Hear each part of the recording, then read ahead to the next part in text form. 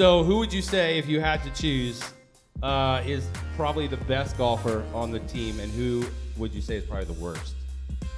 Putting you on the spot on this one. Like, who have you seen that's impressed you? I think Radish is pretty good. We've heard that, right? Yeah. Ratty. Hits in a mile. Yeah, I think he's pretty good. And then worst, I think we have a couple of guys that don't really golf. Sure. So maybe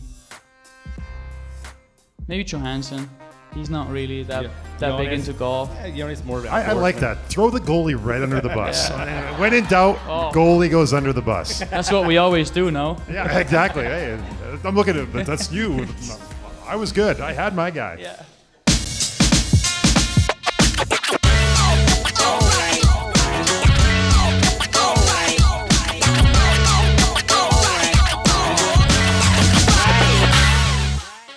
All right, so how are we feeling, Bolts Nation? Everybody feeling good?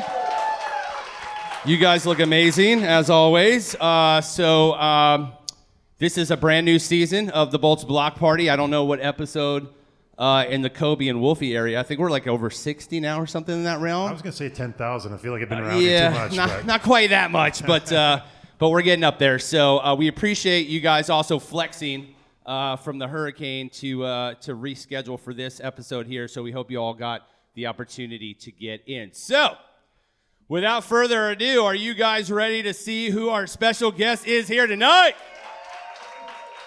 Without further ado, let's bring him in, our special guest tonight, your young defenseman. It is JJ Moser.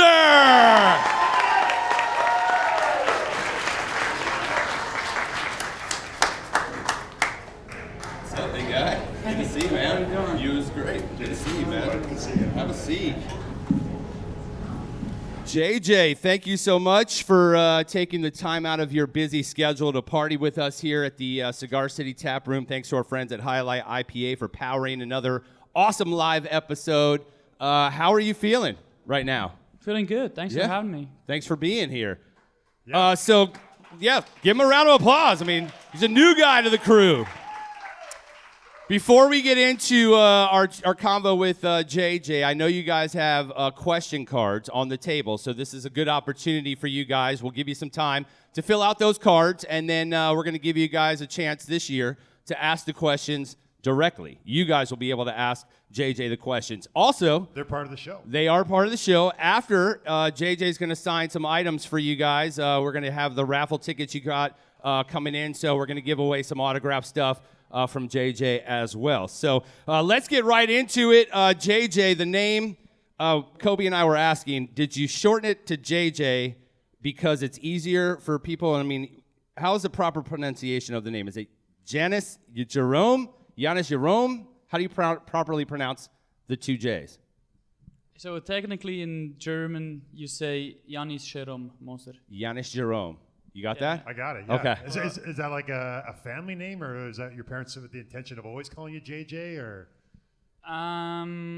Yeah, they kind of had it in the back of their heads because there's obviously people like Jean-Jacques, whatever. Yeah. And then they had it. That would sound kind of cool to like have JJ, but growing up was always just Janis. Yeah. But then coming over here with American or English speaking, it's kind of hard to like pronounce it. That's my boy. The exact right way. Right. And then I was like, why make it complicated? Just JJ. It's easier for everyone. Way and it's easier. shorter too. So what do the boys call you? What's the nickname? Hetty yelling at you on the ice there? Well, either JJ or Mo. Mo. Like I was the going to last say Mo's. name. Yeah. Welcome to Mo's. Yeah. You know what that is? Yeah, I heard it from a lot of guys telling me. They would come walking in with guac and chips for him. I love that.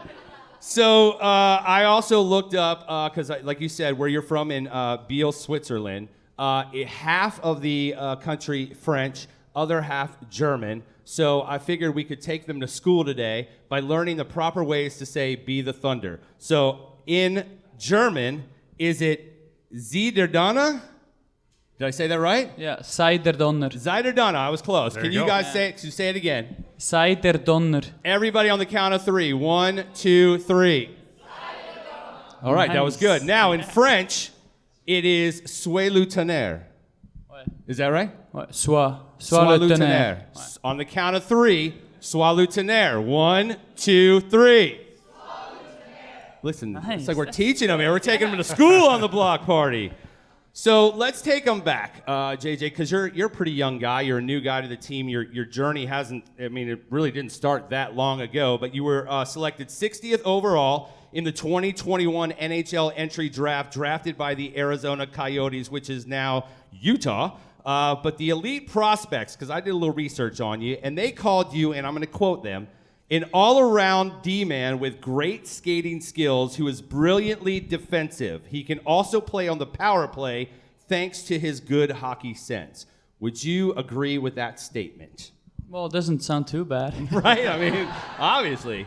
But yeah, give us the journey. Going back to the ECH, obviously there in Switzerland, and how big hockey is in Switzerland, because that's not really a big, hockey like mecca, if you will. Yeah, we'd love to know how you got into the game. Was your dad a player? Did you have older brothers or a sister played, or like? My dad played like a little bit, but more for fun. And then my mom used to spend a lot of time at the ice rink for like figure skating, nothing professional, but she just had a good time. So she took us to the ice rink, and my parents always just encouraged us to like try all kinds of sports.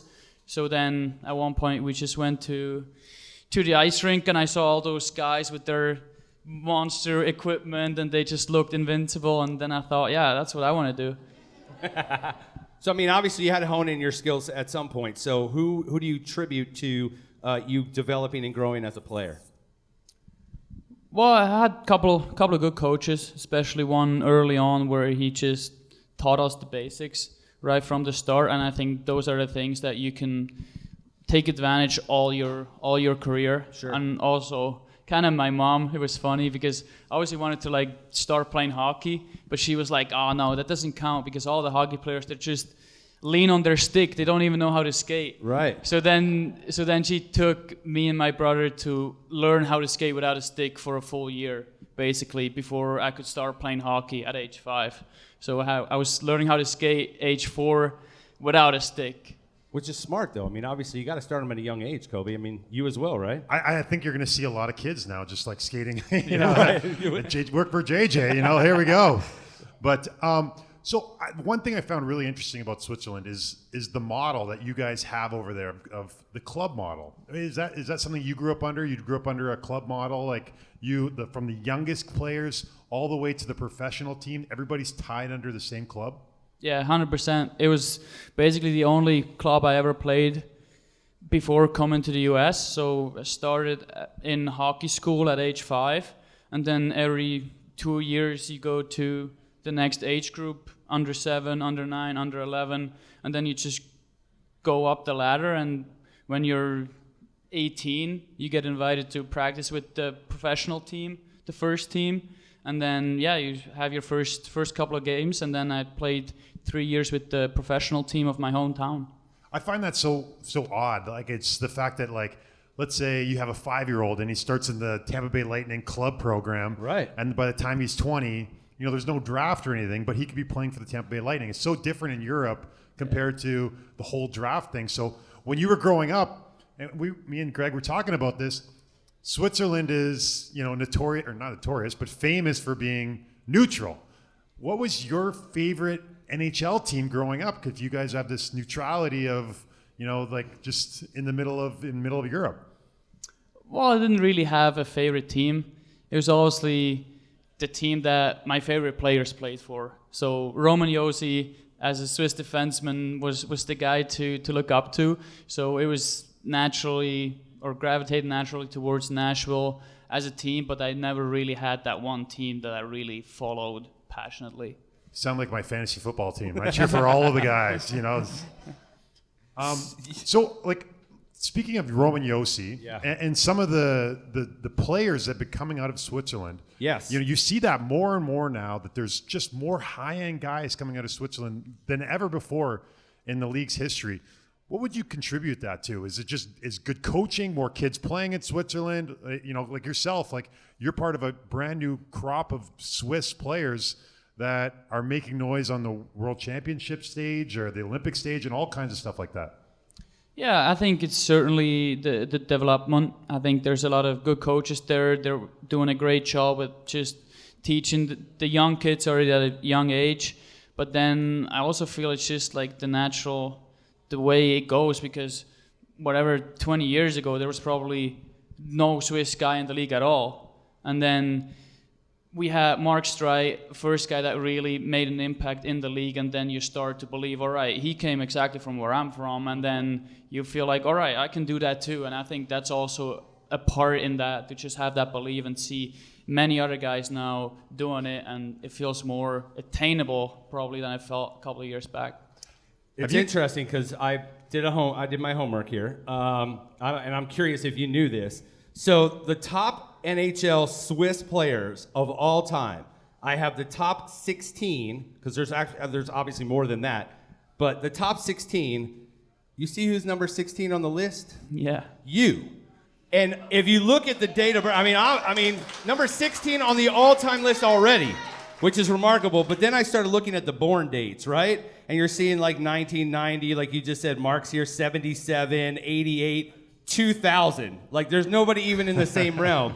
I mean, I think that speaks, it's a testament already to the impact you've made in such a short time. And I mean, being that you're 16th on this list, that means you're only going to continue to go up. Do you know, I mean, obviously you know your Swiss history. Can you give me 4 of the top 6 Swiss players of all time? All-time scoring? All time, yes, points. So would be Yossi. That's correct. Had to be Niederreiter. That's correct. Maybe Fiala. That's correct. You're 3 for 3 In order, right now. in order, In too. order, actually. And then probably Streit. Oh He my played a gosh, long you're 4 for time. 4. And then maybe, who is there? Meyer? That's 5 for 5. This is impressive. If you can get the next one, I'm just gonna drop the mic. I somehow feel like it's an older guy. It's actually It's not? no. Maybe He's only a year Hischer? younger. Yes, he's 6 for 6. There you go. That's impressive. He knows his history, man. I mean, that's amazing. You know your country, you know your history. That is. Are you tight remarkable. with all those guys? Like, are you guys? Did you grow up with any of these guys coming up through the ranks, or were these guys from different parts of the country than you? Didn't grow up with any of them really closely, but since Switzerland is such a small country, you have your national team breaks, and it's basically same 30 guys every time, so you get close pretty quickly. So you, again, were with the Arizona Coyotes before it transitioned over to the Utah Hockey Club. So talk to us about that call that you got when you found out that you and Geeky were going to be coming to Tampa. Obviously, we know we lost Sergei in that deal, but talk to us about that moment. Talk to us about that call, how excited you were, what you knew about Tampa, and just that whole experience for you. Well, the call is usually pretty short, pretty straightforward. Yeah. Was it with Julian? I mean, or who was it? Your agent? With Bill Armstrong. Okay. From Arizona. Pretty much goes, hey, you got traded. Thank you for everything. Have Bill, a good day. Julian is calling you in a bit. Thank you. Bye. Wow. That's pretty much it. What's the first thing you thought? Like, because a lot of guys, in this league, guys get traded all the time, and there's different emotions. Some guys are super happy. Some guys are just shocked. Some guys aren't surprised at all. Where were you at in that whole? No, I was completely surprised. I didn't see it coming at all. So, yeah, I was shocked. And first thing you obviously think is, you're thinking back of all the teammates you have been building a relationship and having to, taking the next step in your process. So that was kind of the shock at first. Because, you don't really know much about what's ahead of you. So that's the first thought is kind of a little sad probably. Because, you're not going to see all those guys anymore. But then pretty fast after that, once you start thinking about where you're going, what team you're going to, the city, the weather, and all of that, then it starts to change after, 4 or 5 days. You get really excited for that new opportunity that you get. And I mean, Victor Hedman's going to be your teammate. I mean, I'm sure right there you're like, oh, hell yeah. Exactly. I did do a little stalking on your social media, and so did Kobe, so we're going to talk a little bit about that. But we did happen to notice that you did visit Tampa back in 2019, a little visit to Topgolf. But what were you doing in town back in 2019 that brought you to our area?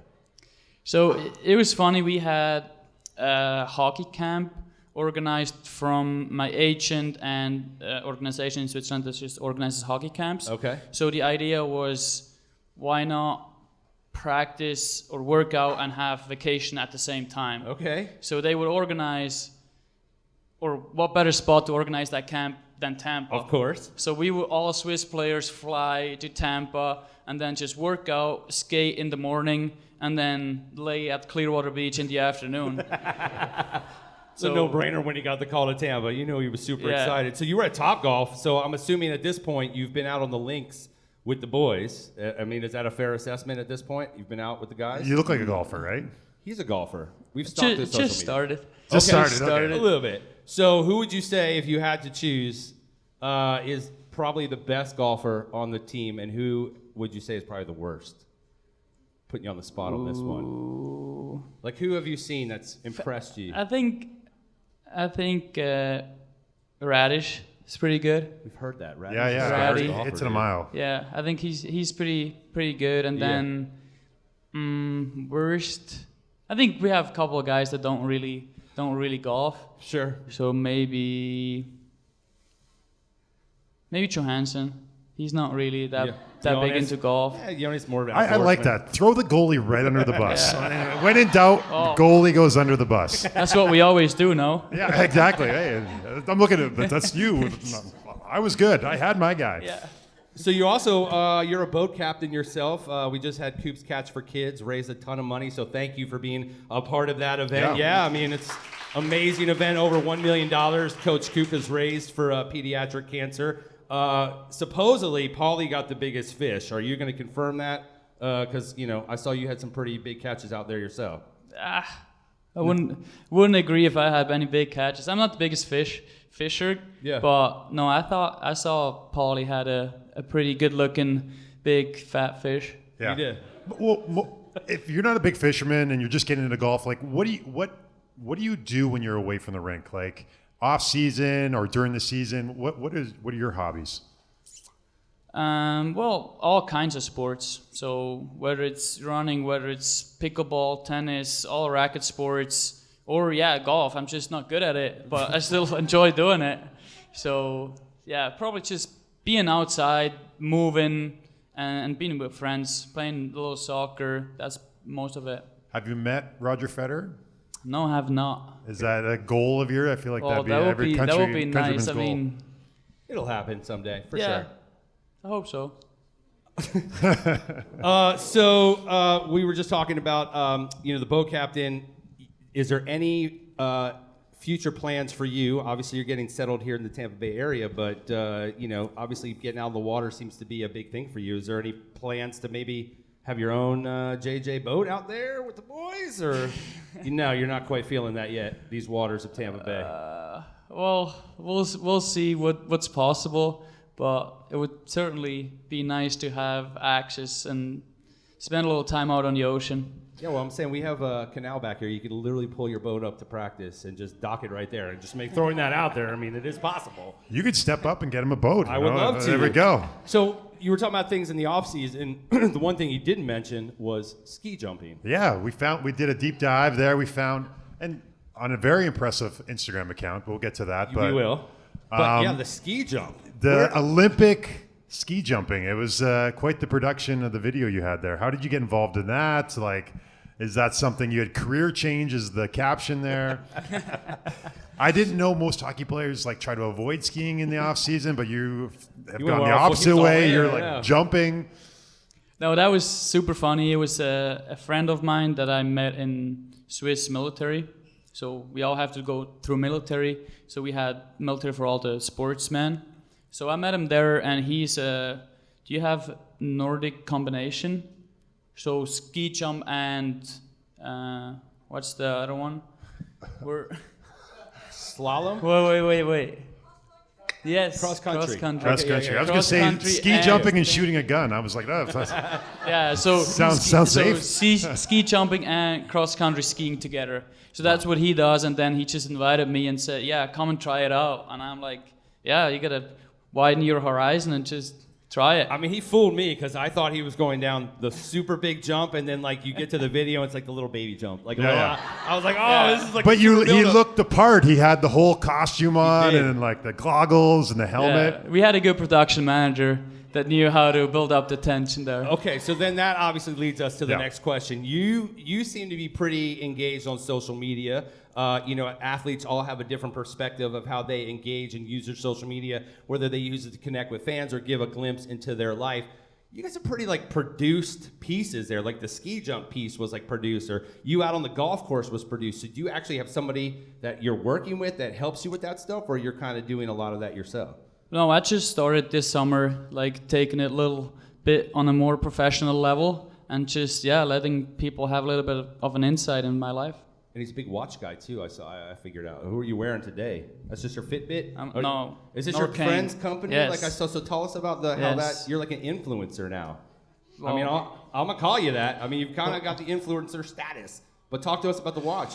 Your voice. Well, the watch is just an up-and-coming watch brand from my hometown, and Yossi and Streit are involved, and a former teammate of mine worked there, and then he just brought me in and said, why don't you become an ambassador? And I'm super, super interested in the watch industry as a whole and in being part of a new watch brand, so it's very exciting. Will we see a JJ Moser branded watch anytime in the near future? Something that you create, you design? Well, that would be the end goal, I guess. Okay. We're putting it out in the universe, so hopefully it actually comes to fruition. So one of the things that people love seeing is the guys coming to the games and how well they dress. Yeah. And you're one of those guys, you look like you take it quite seriously, and I'm sure it's in the dressing room, it's a little bit of a, Competition now, yeah, huh? maybe a little bit, who's looking good. And I always thought I looked good, but then I would see Victor Hedman being like, all right, well, that guy's got me by a mile. But I mean, literally just today you posted on your Instagram, you were at the tailor, right, with all the different fabric patterns. I pay attention. So are you gunning for Victor's title? Because I think he has the best dressed title. I mean, I feel like you're the young gun who's going to keep him on his toes a little bit. Well, I'm not going for any title, but it's true that I enjoy dressing well and thinking about it and having, different suits, different fabrics and all of that is a thing that I'm interested in, and it gives me joy. JJ, I wanted to pivot a little bit and kind of talk about hockey and about your game particularly. Were you always a defenseman, and is that kind of something that just came natural to you or drawn to, or were you a forward? Like we talked about Mark Streit, your fellow countryman. He was a forward for a long time. I played with him in Philadelphia. He was a defenseman for us. But is defense something that always came natural to you, or it was just something you loved? Yeah, exactly. It just was kind of obvious from day one that I always enjoyed defending more. Like preventing goals was always more interesting to me. And even if we would play soccer in summer, there would be probably 20 guys in front of the opposing net and probably 3 guys defending. And I was always one of those 3 guys. And it was just always natural, always, had more fun doing that than scoring goals. So one of the things I've just been admiring about your game, because I love watching you play. I didn't know a lot about you when you were in Arizona, and it's just been so much fun watching you here. And the chemistry you're building with Victor Hedman is really, really great to see. And he's a guy that's a high-skill guy, obviously a Hall of Fame defenseman, and we know all the accolades that Victor has. But you're doing it in a unique way. You're a left-handed defenseman playing on the right side. And I wanted to kind of talk to you about your skill set and what experience you have playing the right side, what attributes you think allow you to do that well, because not a lot of guys can do that. It's a tough position to play as a left-handed defenseman on the right side. Well, I had, not last year, but the year before, I played probably half of the season on the right side just because it lined up that way. We had more lefties. But other than that, growing up, you just change sides. It doesn't really matter that much. But other than that, I didn't play on the right side a lot. So I'm still trying to figure it out. What are the best movement patterns? What are the best positions to put yourself in? But it's super interesting to play with Victor and also kind of learn and understand his way of moving and I like that he's free flowing, and I also like to be free flowing and not so stuck on your positions. So that's very interesting. And then you just have to adapt and find new ways on that right side. So coming in, what did they talk to you about? Like when I watch a game, I'm watching and I'm seeing how much responsibility they're putting on you right away. So coming in, what were your expectations? Did you know you were going to play on the power play, or did you know you were going to play top four? How did you figure out what role you were going to play with this team? Well, coming in, having expectations is kind of tough because you don't know what to expect. Coming in, bunch of new guys, new organization, everything's new, so it's hard to have expectations. But I would hope that they traded for me for a reason, and I can take a big role in that team and bring the team forward. And I mean, you're off to a great start. 2 goals, 4 assists, plus 7. I mean, that's a great start to the season. Obviously looking at this first, stretch of the season, I mean, what do you attribute your success to thus far? Obviously working with Victor, but what do you attribute your success to thus far?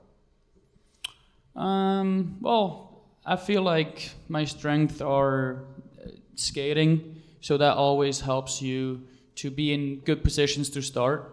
So that's always a thing, and then just like having an active stick and just like killing plays before they even get dangerous. I think that those are like my biggest strengths, and that's what I try to build off of, and that's also what allows me to have that start. So I wanted to talk to you about something about your team last year. You're playing in Arizona.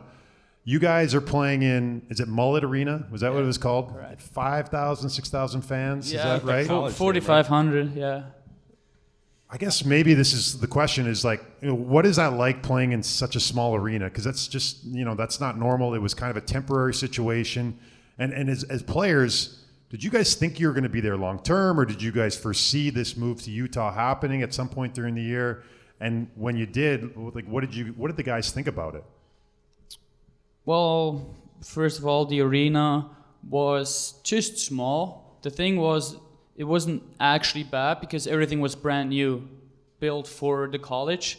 So it was actually not bad, just too small. It felt kind of fun because everything was so close. So the fans were close, so it still felt kind of okay. But then you would go on the road and you would go to Montreal and there would be 20,000 people bringing the energy, and then you would feel like, all right, that's how it's supposed to be. So then you realize it, and then the move, I think we were thinking about it more at the start of the season. So we were thinking, it might happen, we might get moved. But then as the season progressed, then we were kind of coming towards the end, we were like, it's kind of not enough time to move it for next season. So we were expecting, if we're getting moved, at least the year after. And then everything happened really quick. So we literally first heard that it's serious probably 2-3 weeks before the season ended. And then the day after the last game, we flew to Salt Lake City and had a whole welcome, and everything was already there. So it happened really fast. So do you think hockey's ever going to come back to the desert? Do you think that they can figure out an arena situation there and they'll ever have a team back there again? Well, I think yes. I think we saw it in sunnier regions like Florida, where teams struggled for a little while and then they figured it out, and now we have successful teams in Florida. So I feel like if it's done right, there is a chance that it happens similar in Arizona. What's the best piece of advice that you can recall that a coach has ever given you that's actually stuck with you? A coach once asked me, "Who do you think you are?" It's a great question. And then at first I was like, "What do you mean?" And then I started thinking about it. And then it was actually pretty powerful if you go a little deeper into that question. Yeah. And who do you think you are? Well, right? You're JJ Moser, dang it. An amazing defenseman for the Tampa Bay Lightning. All right. I got that too, though. I had. You got one? Oh, Craig Berube. He was our Okay. assistant coach in Philadelphia, and we were playing the Washington Capitals. And at the time, the Washington Capitals, Donald Brashear was playing for them, and it was kind of a chippy game. And I remember him coming down and just kind of grabbing me by the shoulder and say, Just stay away from that guy, you know. So I figured that added about 10 more years to my, career and maybe my life, you know. Oh, well, that was great advice to be given. All right, so who has questions? Maybe you guys have written down. We got cards. Okay, here. I've got them already prepared. All right, so Brittany, where are you at? Raise your hand, Brittany, because Jay Retcher's got the mic. Go ahead with your question, Brittany, for JJ. Oh, Lord. What's your favorite? Oh my God, that's so loud. What's your favorite part about being in Tampa? My favorite part is probably, it's gotta be the ocean. Gotta be all the water running through the city and the bay and St. Pete. So probably the water and the weather combined. Donna, where are you at, Donna? Raise your hand. It's right here, Jay, in front of you. Donna, go ahead with your question for JJ. What was your initial reaction when you found out you'd be playing with Victor Hedman? Well, I was super excited about that. Yeah. I mean, yeah, you said it. Hall of Famer, all the accolades. So if you get the chance to play with a guy like him, it's very exciting. It's your lottery ticket. Here you go. You know. Right? Yeah. Literally, I mean, Exactly. it's going to be pretty impressive. All right, Kim, where are you at, Kim? She's already back there. Jay, before we get into our hat trick. Kim, what is your question for JJ? I wrote down 2 questions for him. All right. One, what is your favorite golf course in Tampa Bay? Favorite golf course? Have you played enough of them yet? No, I actually have only been to Citrus Farm. Okay. I think that's what it's called. Yeah. Yeah, so probably that one. There it is. That one at Topgolf. There you go. 2, what was your most memorable game? Most memorable game. Probably gotta go with the first one or my first goal. I probably would say the first one because, yeah, it's the thing you're dreaming of literally since you can, think or remember. And then, you're standing there and it's the moment you have been waiting for and working for a really long time. Who did you score your first goal on? James Reimer Okay. in San Jose. And who has that puck? Well, probably my mom, I was gonna say your my parents, probably. yeah. I was gonna say, of course. All right, so before we wrap it up, JJ, we do a segment here called the Hat Trick, powered by our friends at Highlight IPA. And so basically, what this is we have 1 through 100 questions. So you're going to need to give us 3 numbers that are important to you. It could be your birthday, your favorite number, your dog's birthday, whatever. And these are actual AI-generated questions that are aimed to spark, quote, deep insights and offer a compelling glimpse into the mindset, strategies, and challenges faced by professional hockey players. So give us 3 complete at random questions. I just blanked out because I'm trying to think of my dog's birthday. I have no idea. Give me 3 numbers, 1 through 100. Number 8. 8, okay, what else? 2 more. 66 Okay. and 90. I like these. All right, question 8, Kobe. I'm gonna let you start with question 8. All right. I got to get my readers Good one. out. Oh boy. How do you maintain team morale during a losing streak? Yeah, I didn't know. ask- this is These are AI. completely random. These are I don't know. completely random. So great question. Well, I guess just spending time with each other.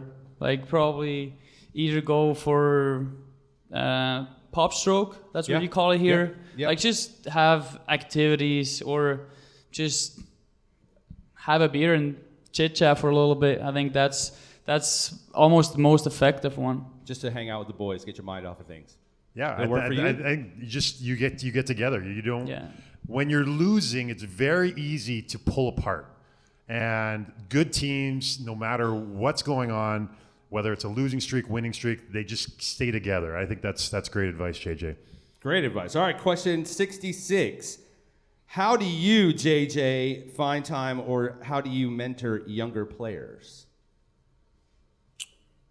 If you had a chance, Mentor younger players. Probably most of it is in summer. Yeah. Going to my home rink, watching practice of the little kids, or organizing camps with little kids and just giving them little inputs and tips and letting them have a good time. Do you feel like a young guy still in the league, or do you feel like you've kind of, you're getting your footing in as more of a veteran kind of guy? And you're in season 4 or 3, 4 now, right? Yeah. Yeah, I feel like kind of transitioning. I feel like in between being not really a young kid anymore, but also wouldn't consider myself a big old veteran now. Right. He's getting there, though. You don't have the big old eyes every building you go into, and you're like, whoa, that's Crosby or that's Ovechkin. Oh, I like 90 is a good one, man. I'm going to let you ask 90. That's okay. a really good one to end it with. All right. So we have, over the years that we've been doing this, Yes. we've heard some really good ones. And we want to know, what is your best prank that you've seen in the locker room or have done in the locker room, inside or outside of the locker room? Best prank Best you've prank. seen. That's a great question. Thank you, AI. Best prank. Best prank, JJ. Keep it PG-13. Because we've had some horror. It's probably a little old, but just taping the whole equipment. Like we had, I remember last year, Matt Dumba really took it to the next level. I mean, you guys know him. Yeah. So he really took it to the next level and literally spent probably all the tape we had and just... Who did he tape equipment? Do you remember who it was? Was it Duclair? You think he did it to Duke?